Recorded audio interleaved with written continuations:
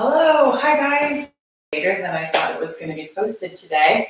Around lunchtime, I did record an hour-long class, and then something went wrong when I tried to upload it, so it didn't go. And I wanted to try to honor what I said, I would get a video out today. So this is going to be more of a review of some alignment tips. You may be practicing along as I offer them. I might recommend that. But then maybe afterwards, since it's not a full kind of asana practice, maybe then you'd want to go take one of the other awesome classes that our teachers have been putting up. So maybe any other one that looks interesting to you, but applying these tips to that might be a good way to get a full class practice in today. I'm so sorry about the technical difficulties. It was the first time I tried recording a whole video instead of streaming live, which this is live again. So that seems to work better for me. We'll hope this works too. So the tips are something you could even have a little journal and write them down. I did that for years when I was first starting with yoga asana posture practices. I would just take little notes in my journal when I went to a workshop or a class with a teacher I loved. So you might want to do that, or you could just experience these tips as I throw them at you. The first tip, I'm gonna try to have the camera see it. It has to do with whatever's touching the ground. So that's gonna be our feet if you would come to standing with me, if that would be nice. So let's start in a standing pose or even sitting. You could have your feet touching the ground. And the tip is basically this: spread your weight as much and as evenly as you can through those points of contact. So it does require a little bit of understanding of the thing that's touching the ground. So when your foot touches the ground, places that should contact are, the whole ball of the foot, outer foot, the whole heel. But then there would be this arch window that doesn't touch the earth. So with the exception of that inner arch, go ahead and press down through the ball of your foot, the outer line of the foot, and the heel completely. And sometimes in yoga classes, teachers will teach to lift the toes to really find your ball of the foot and access it. And you can certainly do that, but then I would recommend learning how to bear weight through all of your toes as well. So what's the difference between just like having them on the ground versus bearing weight consciously? Is kind of like adding a little something extra. So the extra could be very minimal. You could be adding, a fraction of a pound of weight, or just, conceiving of a little bit extra weight just as a point of awareness. Or if you really wanted to gain some stability, if you've been having knee instability or low back pain or anything, it might be interesting to experiment with really pouring a lot of weight down into your feet. Sometimes, I'll show you from a side view of my leg. If someone just stands with their knees locked out, the weight isn't really getting down into the foot. So if you conceive of really pushing down through your whole foot, the whole foot, including the ball of the foot and the tips of the toes and the inner and the outer heel, then all those points, it kind of like pulls weight down and it can gap the joints above. It can make more space and stability for other places. And the same would be true for hands. So in yoga class, if you take an asana class anywhere, posture classes, it's presumed that when someone says press down into your hand, or just come to bear weight on your hands, but you may be like, how do I do that? And there's lots of places in the hand that are optional to choose, but unless otherwise directed, you might think of the whole hand, just like with the foot, so we have this whole entirety of the palm to press, the hand to press through, the palm, the bases of every finger. And that can be a really interesting place to get the middle finger, index, and thumb finger really anchored. Those tend to not stay pressed down. To keep weight into them can be a real work in alignment and core strength. Having a bit of a bend in your elbow so that again, just like with the knees, it would seem like you're putting more weight in your hand because one place may be hyperloaded by a passive elbow. But to really spread, I think of it as a pouring of weight into all of the nooks and crannies and levers of your hands. You'll unlock your elbows naturally if you're doing it well. So let's go to the next tip. So that was just whatever's touching the earth. If it's a downward dog pose, then as much of your foot as you can, whatever's touching the earth, trying to spread and drop your weight through it evenly. The hands, of course, here are bearing weight. If you're in a different type of a pose where it's not quite for that back foot there, where can you see it? For that foot, it's not really bearing weight, it's on its side, so sort of on the blade edge of a foot. But it's the same idea there. You try to pour your weight through all of the pinky side of a foot, for example, if you were on your forearms. Instead of just kind of hanging out and letting parts of the forearm decompress in a way, this is like purposeful compression through your foundation, and you can't make this stuff up. The more you compress your foundation well and balanced, the more decompressed your spine. I think that might be a rule. Okay, so then pressing through the foundation evenly, always a good tip. The tracking of your knees and elbows. So another really important principle to think about for alignment is when you're in a standing pose, let's take chair pose this time. So if you're playing around with your hands, maybe coming back up with me. So I'm in a squatting chair pose. You can have your hands anywhere resting that you like. When your feet are parallel to each other, they can be touching a little further apart, as wide as you want to go. With your feet about parallel to each other, hip width apart and parallel to each other, you're at a good measure point, however, for where your knees should be pointing to be tracking well. So most of us, when we bend our knees a little bit with parallel feet, hip width apart, most of our knees are knocking in towards each other. I can exaggerate that. So we don't want that. We want the thighs to track over the middle toes. And so you have this tracking principle, which is that when your whole foot is bearing weight, all of your toes, the first principle applies. Again, the whole foot bearing weight well, to turn your knees so that they're turned out, thighs pressed out a little bit so that the knees themselves aren't collapsing in on each other. And maybe it's obvious when there's another knee there to bounce off of. If you were in like a lunge, in yoga, we would take a lunge like this. Okay. So if you were in a bigger pose, you may not even know, you can't see that, but the knee just collapsed and there's nothing there for it to bump up against. So you would just have to kind of feel in your own body if you've collapsed into your arches, and just maybe make a practice in alignment-based yoga of noticing knee tracking. You might often feel like you are turning your knee out towards the pinky side of its foot in any shape. Let's see if I can show you that. In a back leg, I did this at the nice bright West End Yoga Studio earlier. Okay, so in a back leg, now I'm in my spare room. Okay, the toes are now at a different type of an angle. My feet wouldn't be parallel to each other. I stepped back and I turned my toes out. So it's the same principle. Wherever those toes are, the middle toes of any foot, your foot, choose your foot and its middle toes, and then try to turn your knee towards them. So it's pretty much always an external rotation. And you can even add a little bit of like outer thighs away from the midline. It's called abduction, a little bit of abduction movement, so that the alignment in the thighs starts to track more readily and more habitually with its feet, with their feet, the alignment. All right, elbows are similar.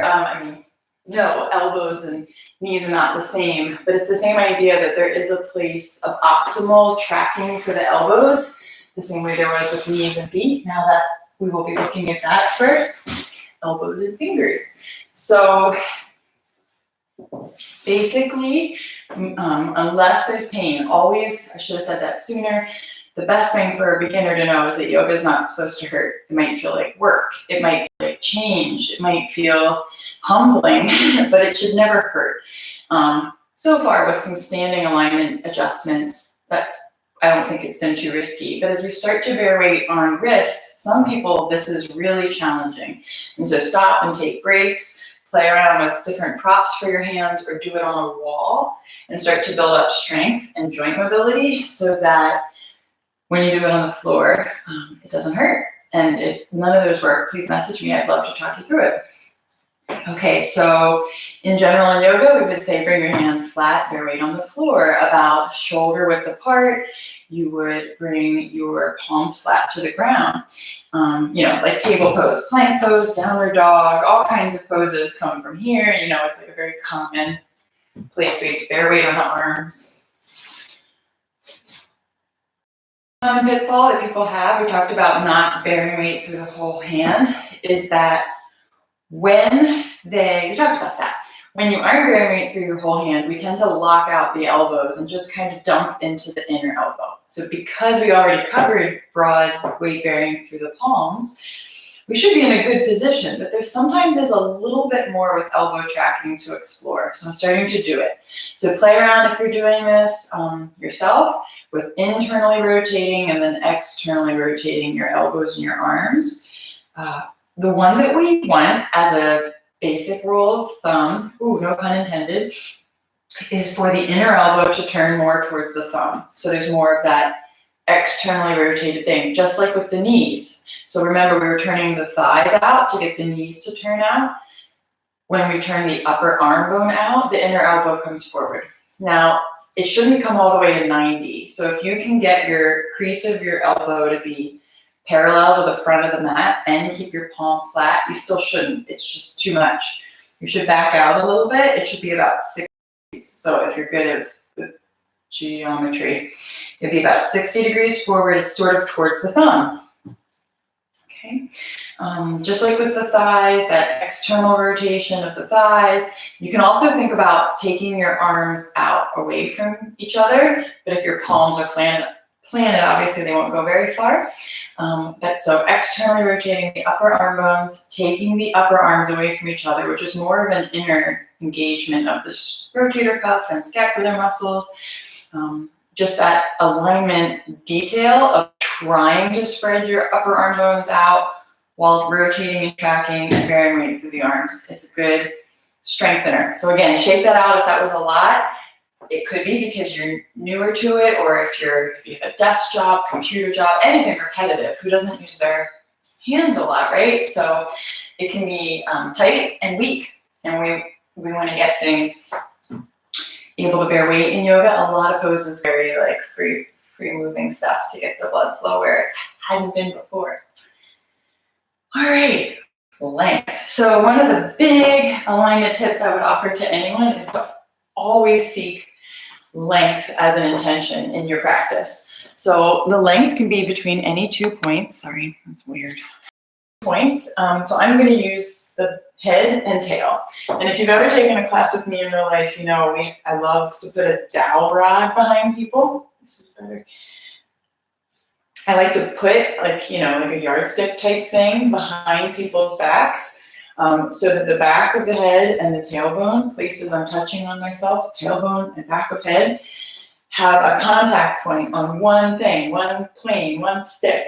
And then along that line, we're seeking length. And you can do the same thing with any 2 points. So let's say you had your hand planted somewhere, take the shoulder away from it, but without losing the hand. It's one thing if you just take the hand back. That's not finding length between the shoulder and the hand. You keep the hand somewhere and then you attempt to take the shoulder back. So because it's a play of opposites, one thing going one way, equal opposite effort going the other way, that tug of war is just so good. There's not many times where you could do too much of that. It's just good in your alignment to seek more length and space. So anyway, the head and the tail are 2 excellent points to work with on that. So you might try that on all fours like a table. Now we know how to bear weight on our hands in that position. Take a moment, set up your broad, flat palms, rotate your elbows so the creases are forward a little bit, the inner elbows are towards the thumbs a little bit more. And then imagine at the back of your head and your tailbone, we're touching a yardstick behind your back. And then try to lengthen your head forward and your tail back. And again, it's one thing to just move forward, like here, I moved forward, but my tail didn't go back. Or here, I moved back, but my head didn't go forward.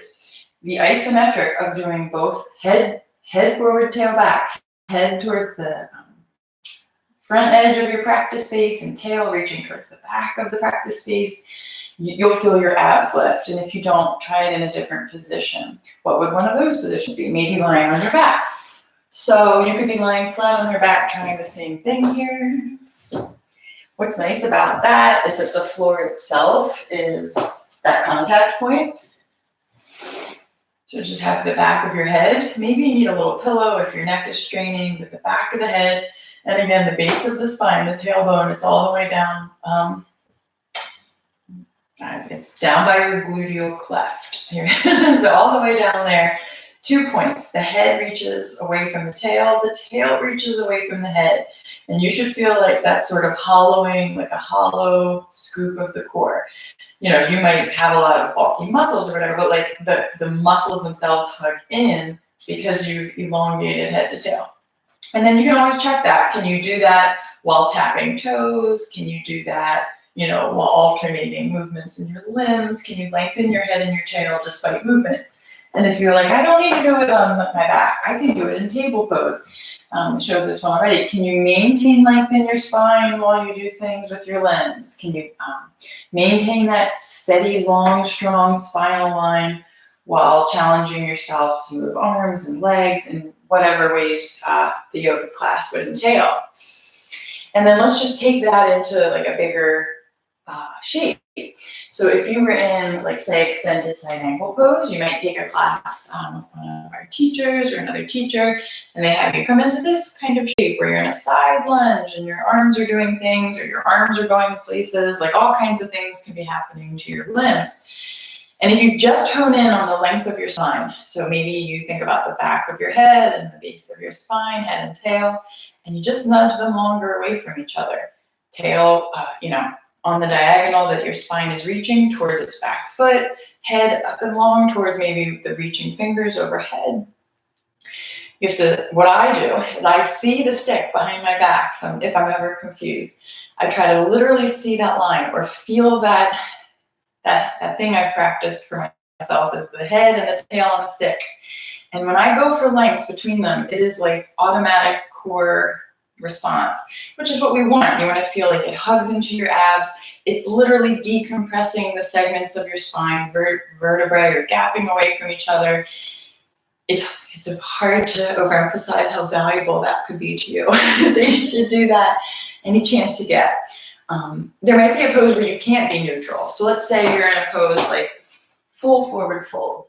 You cannot, in most people's bodies, have the tailbone and the head would not touch the stick here.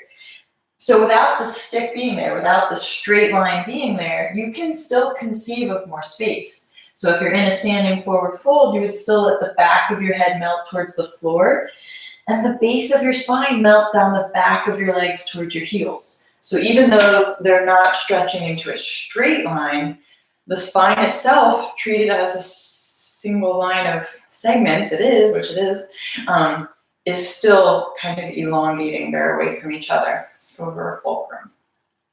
Just play around with length in your spine. You almost can't go wrong with that. If anything is not feeling good with that, please message me. If it's hurting, do it in a simpler, safer place, like lying down, laying on your back with supports, so that you can start to experiment with it without any risk of maybe like overarching or doing something else instead of elongating. Plenty of tips there, right? I'm so sorry. I had put out an hour-long class. I don't think I'll try that uploading function again. I'm going to do live again next time, which will be Sunday for me, I believe. I hope these tips serve you well. Maybe you can think on them, maybe take them, like I said, to another sequence or practice that you're familiar with. These alignment tips have served me well and so many. I hope they're of benefit to you. Thank you so much for tuning in, and thank you for those of you that have been supporting West End. We're so happy and honored to be connecting with you on YouTube. Namaste.